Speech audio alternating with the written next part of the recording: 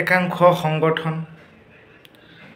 আছুকে ধৰি সমুজ্জ্বল ভট্টাচাৰ্য ডাঙৰীয়াই কৈছে যে অসমত আমি ৪৬ বছৰ ধৰি আমি সংগ্ৰাম কৰি আছোঁ, ইমান দীঘলীয়া সংগ্ৰাম আছুৱে যিটো অসম আন্দোলনৰ সংগ্ৰাম ১৯৭৯ৰ পৰা আৰম্ভ কৰিছিলে, আজি ২০২৫ ৪৬ বছৰ হৈ গ'ল। ইমান দীঘলীয়া সংগ্ৰাম, আজি আছুৰ কথা কোনে নুশুনে? কংগ্ৰেছে ইমান দিনে শুনি আহিছে, বিজেপিয়ে শুনি আহিছে। গতিকে তাৰ পিছতো কিয় এই বিদেশী সমস্যাটো চৰকাৰে বা আছুৱে কিয় সমাধান কৰিব পৰা নাই সেইটো জানেনে? তাৰ কাৰণে হৈছে সেইটো যে এওঁলোকে ভুল পথত পৰিচালিত হৈছে। আচলতে এটা অযুক্তিকৰ ইছ্যু লৈ পেলাই তেওঁলোকে ইমান দিনে সংগ্ৰাম কৰি আছে।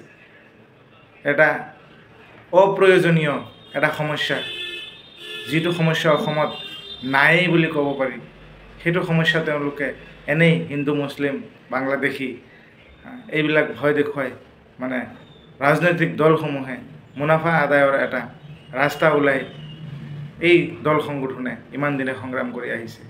গতিকে এইটোৱে বুজিব পাৰিব যে তেওঁলোকে ইমান দিনে বিপথে পৰিচালিত হৈছে, তেওঁলোকে ষড়যন্ত্ৰৰ বলি হৈছে।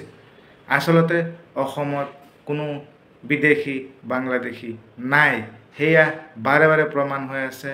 কাৰণ NRC ইমান কোটি কোটি টকা খৰচ কৰি NRC কৰিলে, এবাৰ নহয় দুবাৰকৈ অবজেকশ্যনো কৰিলে। তাৰ পাছত আৰু কিমান পৰীক্ষা দিব লগা হৈছে। গতিকে এই সংগ্ৰামটো, আছুৰ সংগ্ৰামটো সফল হ'ব যেন আপুনি ভাবেনে? নহয়, কাৰণ এইটো এটা অপ্ৰয়োজনীয় অযুক্তিকৰ ইছ্যু লৈ পেলাই তেওঁলোকে সংগ্ৰাম কৰি আছে। বিদেশী সমস্যাটো যদি সঁচাই তেওঁলোকে বাংলাদেশী বিদেশীক যদি বহিষ্কাৰ কৰিব লাগিছিল বা বিচাৰে, তেতিয়া কা আইনটো কিয় মানি লৈছে? চৰকাৰে কিয় কা আইনটো জাপি দিছে অসমত, যিটোৰ দ্বাৰা বিভিন্ন ধৰ্মাৱলম্বী লোকসকলক মানে ইয়াতে নাগৰিকত্ব দিয়া হ'ব? আছুৰ ইমান দিনীয়া ৪৬ বছৰীয়া সংগ্ৰামত চৰকাৰে এইটো কি পদক্ষেপ ল'লে যে সেই বাংলাদেশী আকৌ জাপিয়ে দিলে? গতিকে এই বিদেশী সমস্যা যদি সমাধান কৰিব বিচাৰে তো NRCটো সম্পূৰ্ণ কৰি ঘৰে ঘৰে চাৰ্টিফাই কপিটো দি দিয়ক, লগতে কা আইনখন বাতিল কৰি সঁচা অৰ্থত বিদেশী মানে বিদেশী বাংলাদেশীক বহিষ্কাৰ কৰক।